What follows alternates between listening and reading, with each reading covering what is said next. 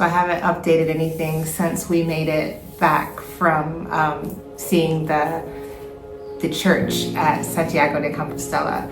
And so I want to kind of explain what that experience was like. So I feel like when I first got there, we were so focused on getting to the hopefully we make it in the next couple minutes. We were so focused on getting to that service. And what it was that, I don't know if y'all have seen those big, huge incense pots that they have at some Catholic churches, and then they put a bunch of incense in it, and then it swings from one side of the church to the other. So it's supposed to be this big spectacle. A lot of people describe it as like the culmination of their Camino. Well, they don't do it all the time. It's actually pretty rare because a person has to sponsor it and it's very expensive. So, and also they don't advertise it. So we were just gonna happen to get there on the day that it was happening. So we were really excited about that. And so that's why we got up and out early and went really, really fast to get there. And then we got there in time, and then we ended up losing our way. Like once we got into the city, there was too many little, corridors. And so we lost our way. Like the Camino signs, either they stopped or we lost them, I don't know. So we ended up getting there right at 12 o'clock. And then there was this big long line, but we were still confident that we were going to get in. We got here in time, but now we are in a long line that might stop us from being able to get into the building in time to see it, but we'll see. We still have exactly 5 minutes left.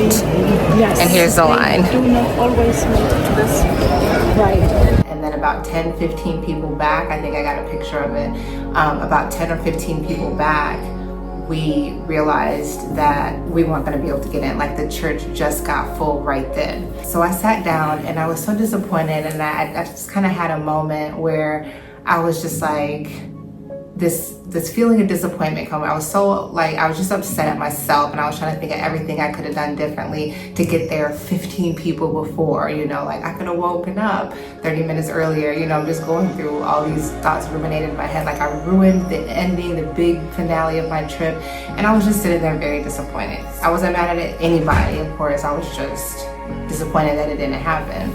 So when I'm doing my meditation on the trail and I'm praying, one of the things that I'm praying for is to hear God more clearly.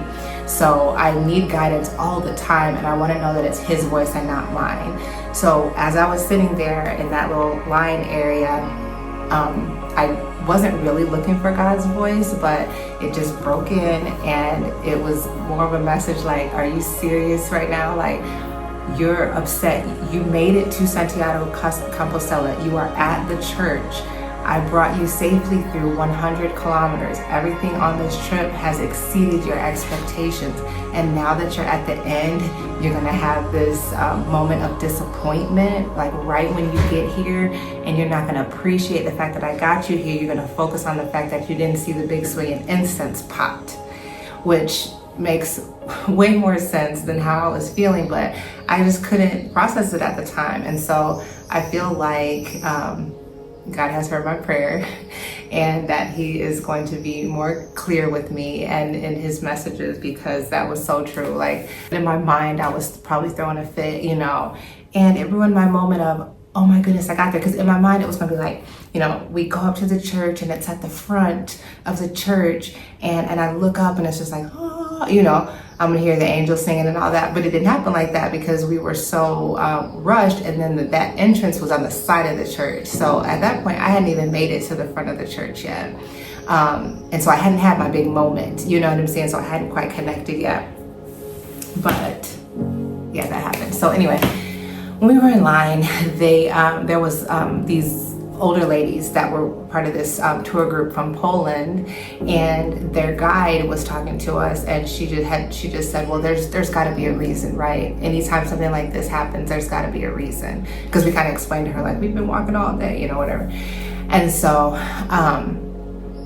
it was hard for me to understand that at the time, but now I do understand, because the next day we went back to that church the next morning for Mass, and I had a moment, and it was so crazy because where we sat in the church, there was this light coming from the top, like from the roof, and it was shining directly on me. I knew it was shining directly on me, but I couldn't tell, like, is this in my head? Is it shining on this whole area, or is it shining on me? So at one point, Tessa took pictures, and those pictures just show like this ray of light shining on me, almost like going through me.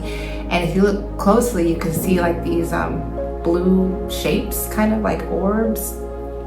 And again, I thought it was just maybe the camera, but it's something about the fact that I was here in this holy place, and that light was shining directly on me, and those orbs were surrounding me. Sorry, I needed a moment because this is kind of a lot to share out, because this was kind of my moment, and I did struggle with whether or not to share it out, but I feel like I have kind of a responsibility to share this out because it was my experience. So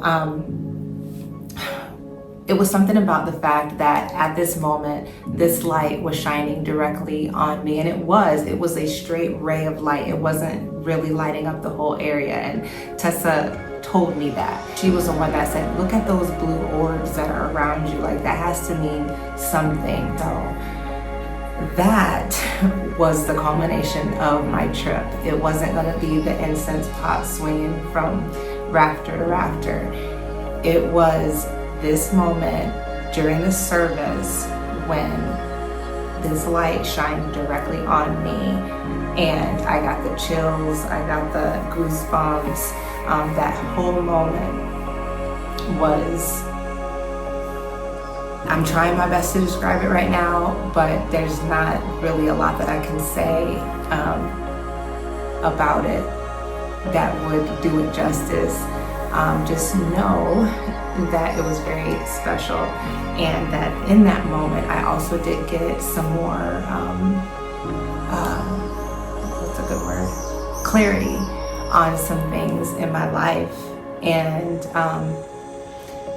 it was kind of like God saying, you came here and you asked for this, and now I'm going to trust you with these things that I have for you in your future. So I'm trying now to be very open to whatever messages that he's sending me, and I'm excited about what might be next, and I'm very thankful for that moment. It was worth every single step of the way.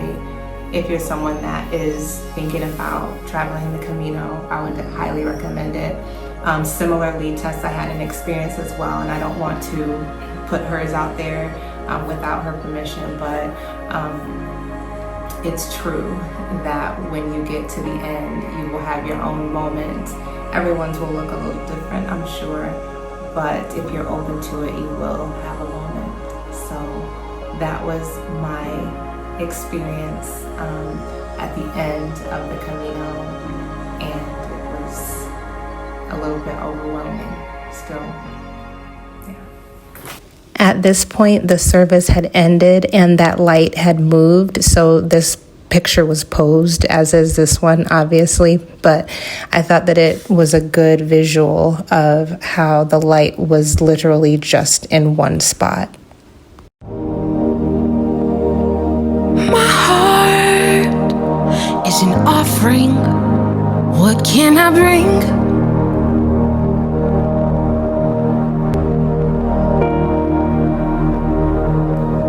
This love is the spirit behind all sight and sound.